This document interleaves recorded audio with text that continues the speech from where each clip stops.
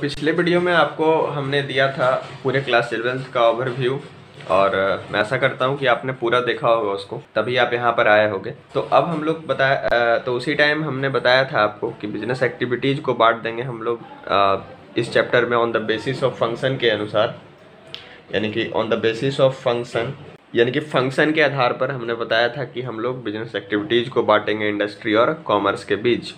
तो अब चलिए जानते हैं कि इंडस्ट्री और कॉमर्स को डिटेल में जानते हैं। और इस वीडियो में मैं आपको इंडस्ट्री के बारे में बताऊंगा, फिर इसके अगले पार्ट वाले में आपको मैं कॉमर्स के बारे में बताऊंगा। मैं वीडियो को छोटा रखना चाहता हूं, इस कारण से मैं इस तरह से बांट के बता रहा हूं। अगर आपको कहीं दिक्कत हो रहा है खोजने में वीडियो को, तो आप सबसे पहले मैं आपको सलाह दूंगा कि आप चैनल पर जाके, पढ़ाई ट्यूब के चैनल पर जाके आप प्लेलिस्ट को सबसे पहले जाके चेक करो। प्लेलिस्ट में जाके आपको क्लास 11th बिजनेस स्टडीज़ का एक प्लेलिस्ट मिलेगा और आप उसको क्लिक करके आप उसके अनुसार देखो, आपको किसी भी तरह का कहीं दिक्कत नहीं होगा। अगर तब भी होता है तो आप कमेंट में ज़रूर पूछिए।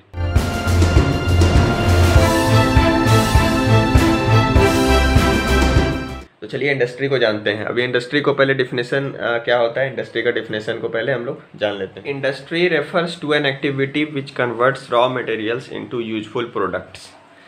इंडस्ट्री का नाम सुनते ही आपके दिमाग में क्या आता है बच्चों, पहले आप ये सोचो।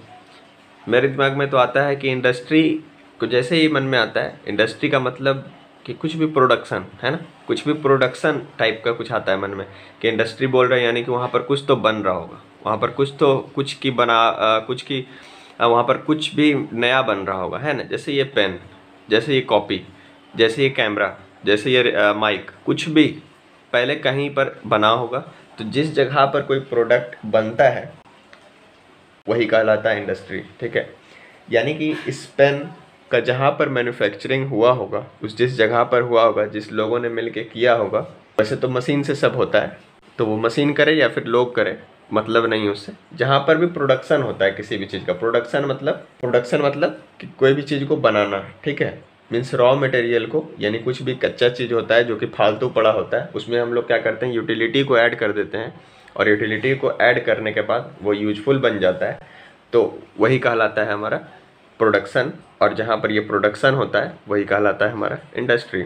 Industry refers to an activity, ये एक एक्टिविटी को बताता है। कौन सा एक्टिविटी को, विच converts raw materials into useful products.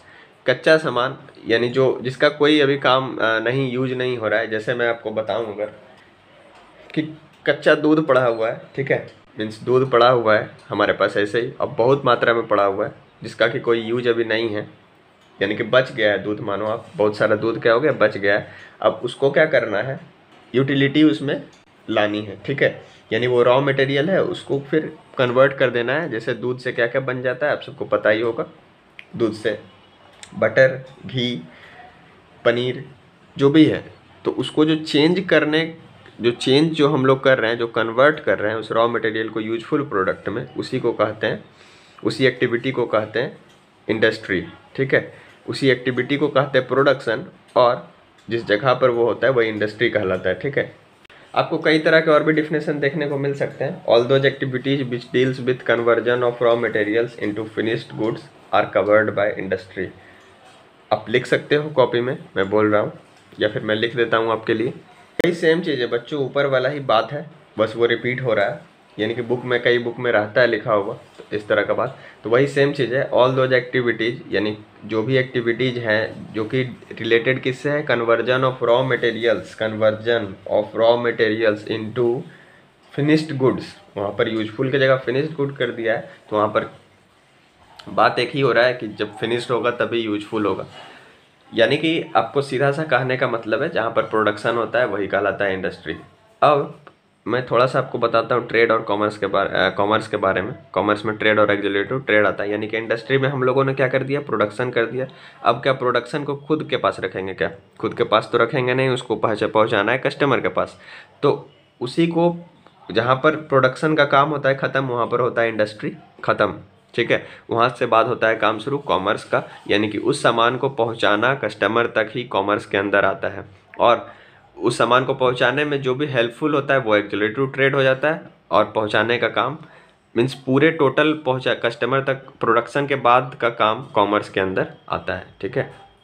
यानी जहाँ पर इंडस्ट्री खत्म हो जाती है, इंडस्ट्री का काम फिनिश, वहाँ पर आता है अब कॉमर्स का काम स्टार्ट। कॉमर्स को अगले पार्ट में जानेंगे। टाइप्स ऑफ इंडस्ट्री को अब पढ़ना है, यानी कि इंडस्ट्री को ही अब डिटेल में थोड़ा सा जान लेते हैं। तो टाइप्स ऑफ इंडस्ट्री यानी कि दो भाग में हमने बांट दिया, एक प्राइमरी इंडस्ट्री, एक सेकेंडरी इंडस्ट्री, ठीक है। जहाँ पर यानी कि प्रोडक्शन दो तरह का हो सकता है, एक प्राइमरी इंडस्ट्री, एक सेकेंडरी इंडस्ट्री, ये इस पर डिपेंडेंट होता है, ठीक है ना। तो प्राइमरी इंडस्ट्री को दो पार्ट में फिर से हमने कहा है, मीन्स उसको बता रहा है, उसको मैं बता रहा हूँ कि एक्सट्रैक्टिव इंडस्ट्री हो सकता है और जेनेटिक इंडस्ट्री हो सकता है, ठीक है। आपको क्या करना है कि आपको सिर्फ अभी समझना है, ठीक है। उसके बाद आपको कॉपी में लिख लेना है, ठीक है। और आपको फिर उसके बाद बुक जाके पढ़ना है, ठीक है। आप बुक को रीड करोगे आपको सब कुछ क्लियर हो जाएगा, तो इसीलिए आपको फिर बुक को जाके पढ़ना है, बुक को ज़रूर पढ़िएगा।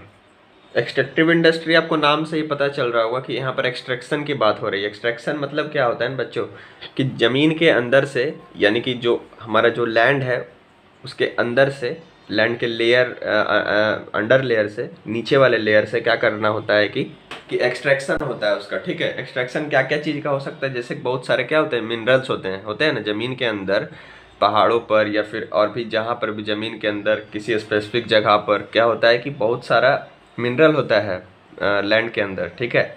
तो मिनरल होने के कारण लोग वहाँ पर क्या करते हैं, वहाँ पर भी लोग बिजनेस स्टार्ट उसका कर देते हैं, यानी कि वहाँ पर लोग वहाँ पर मिनरल निकालना शुरू कर देते हैं, ठीक है। ज़मीन के अंदर से अलग अलग टेक्निक्स लगाकर मिनरल को निकालते हैं और फिर उस मिनरल का यूज करते हैं या फिर उस मिनरल को अलग अलग जगह पर बेचते हैं, उससे पैसे कमाते हैं, ठीक है। कोई भी तरह का मिनरल हो सकता है। मिनरल बहुत ही फायदेमंद, जैसे आप एक्सट्रैक्शन में आप सोने का समझ लो, सोने का अगर सोने का कहीं खदान है तो एक्सट्रैक्शन मतलब वही हुआ कि अंदर से निकालना चीज़ों को, ठीक है। जो पड़ा हुआ है उसी को निकालना ही एक्सट्रैक्शन कहलाता है, ठीक है ना। जैसे सोना, तो सोना को क्या करेंगे, सोना को क्या करते हैं, सोना को पहले अंदर से ही निकालते हैं, कहीं समुद्र में मिलता है या फिर कहीं पर पहाड़ के अंदर भी मिलता है, तो सोना को निकाल के या तो वो सरकार अपने पास रखती है या तो जो भी उसका होना होता है वो होता है सोना, ठीक है।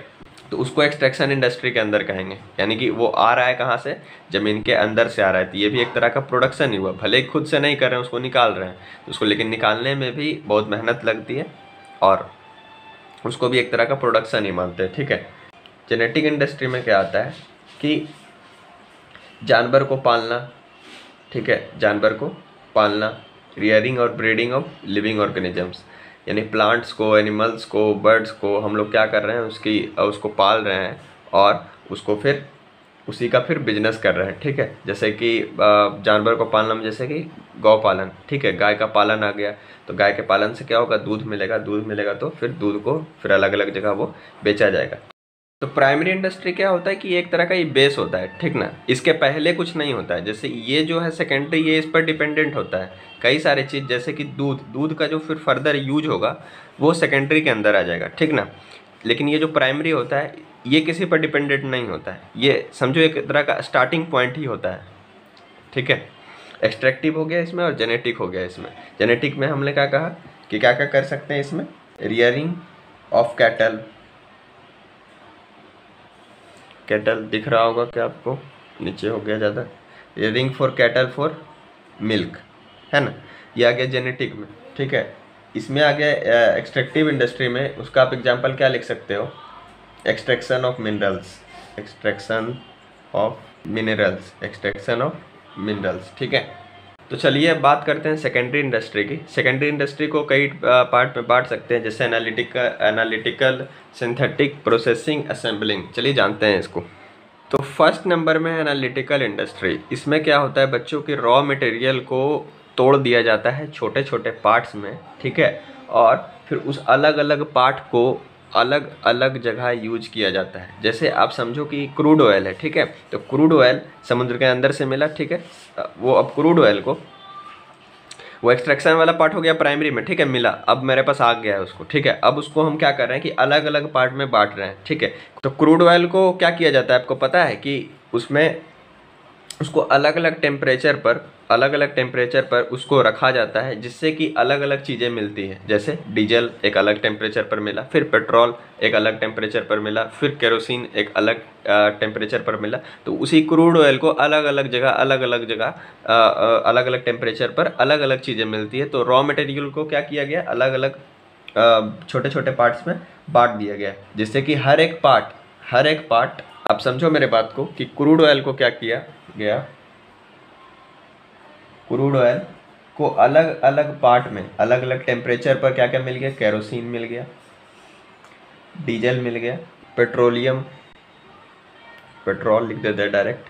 और क्या होता है कि क्रूड ऑयल जब सबसे ऊपर, यानी कि जब सूख के लगभग वो सूख जाता है, यानी गैस के रूप में बन जाता है, तो सबसे ऊपर पता है आपको क्या बचता है, एलपीजी बचता है, ठीक है, liquefied petroleum gas, kerosene, diesel, petrol, LPG, यानी अलग अलग चीज़ें मिल जाती है। यानी कि क्या किया गया, पहले इस प्रोडक्ट को बांट दिया गया, इस रॉ मटेरियल था ये, पहले रॉ मटेरियल को बांट दिया गया, छोटे छोटे पार्ट में बांटा और सब एक फिनिश्ड प्रोडक्ट बन गया। अब यहाँ ध्यान रखना, ये फिनिश्ड प्रोडक्ट है, फिनिश्ड प्रोडक्ट है, फिनिश्ड प्रोडक्ट है, फिनिश्ड प्रोडक्ट है सारा।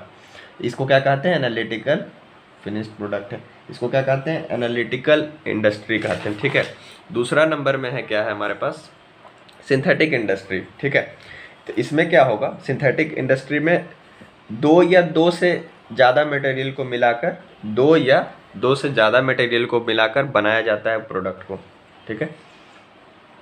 जैसे एग्जांपल, इसका बहुत परफेक्ट एग्जांपल, आप लोग डेली साबुन को, शैम्पू को यूज करते हो, तो शैम्पू साबुन जो है वो एक ही चीज़ से नहीं बन जाता है, अलग अलग केमिकल को यूज करके मिलाया जाता है और उसको बनाया जाता है, ठीक है। तो वो आ गया सिंथेटिक इंडस्ट्री के अंदर, यानी कि दो से ज़्यादा चीज़ों, केमिकल को, चीज़ों को, मटेरियल को, मिनरल को मिला के जब बनाया जाएगा तो वो कहलाएगा सिंथेटिक इंडस्ट्री। जैसे वहाँ पर आपको साबुन, किसी भी तरह का पेंट भी एक चीज़ से नहीं बनता है, ठीक है ना, बहुत कुछ मिला के बनाया जाता है। तीसरा में हो गया प्रोसेसिंग इंडस्ट्री। प्रोसेसिंग इंडस्ट्री में क्या होता है, प्रोसेसिंग इंडस्ट्री में क्या होता है, मीन्स जो यहाँ से रॉ मटेरियल मिलता है, आप यहाँ पर ध्यान से देखना आप कि जो रॉ मटेरियल है उसी को सब कुछ को अलग अलग स्टेप में किया जाए। जैसे कि उसी रॉ मटेरियल को यहाँ बांटा हमने, उसी रॉ मटेरियल को हमने मिलाया हमने, ठीक है, एक में बांटा, एक में मिलाया, और अब क्या कर रहा है कि प्रोसेस कर रहा है। प्रोसेस मतलब होता है अलग अलग स्टेज पर प्रोडक्शन करना, ठीक है, अलग अलग स्टेज पर प्रोडक्शन करना।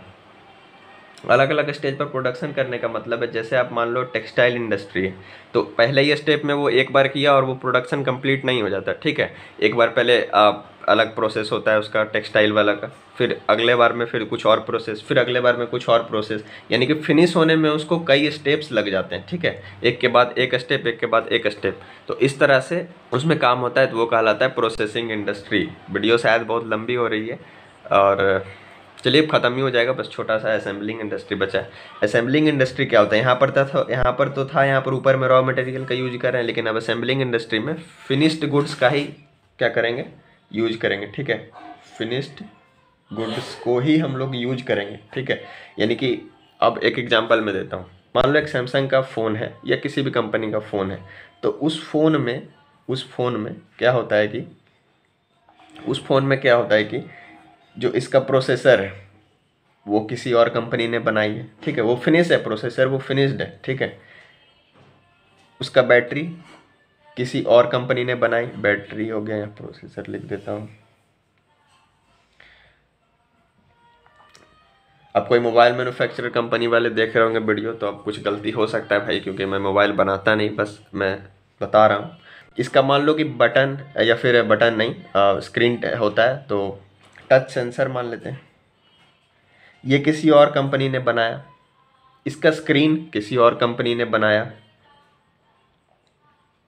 इसका स्क्रीन किसी और कंपनी ने बनाया। तो क्या हुआ कि अलग अलग जगह से फिनिश्ड, ये फिनिश्ड था, फिनिश्ड, ठीक है। ये एक सैमसंग का फ़ोन है, अब इसमें अब कैमरा जो है वो लग रहा है सोनी का। कैमरा कहाँ का लग रहा है, सोनी का लग रहा है।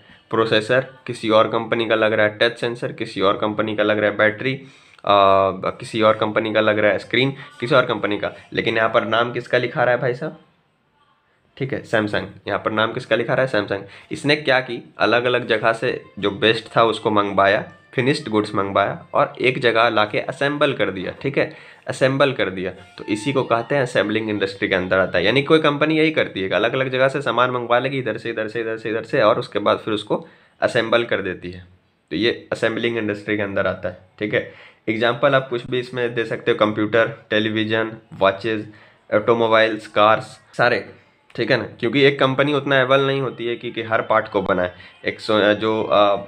मान लो कार की कंपनी है, तो अब सब कार की कंपनी में ये एबल उसमें वो एबल नहीं हो पाती है कि कार का हर पार्ट को बनाए। तो वो क्या करती है, अलग अलग जगह से फिनिश्ड गुड्स को लेके असेंबल करती है। तो यहीं तक था इंडस्ट्री का सफ़र, और यहाँ पर इंडस्ट्री का सफ़र ख़त्म होता है। अगर वीडियो थोड़ा लंबा हो गया तो आप पेशेंस अपना नहीं खोइएगा और ध्यान से देखिएगा वीडियो को, ठीक है। आप उतार लीजिए इन सभी चीज़ों को। तब तक के लिए धन्यवाद, और भी बच्चों के साथ ज़रूर शेयर करें वीडियो को, जिससे कि और भी बच्चे वीडियो अगर देखें तो मुझे मोटिवेशन मिले।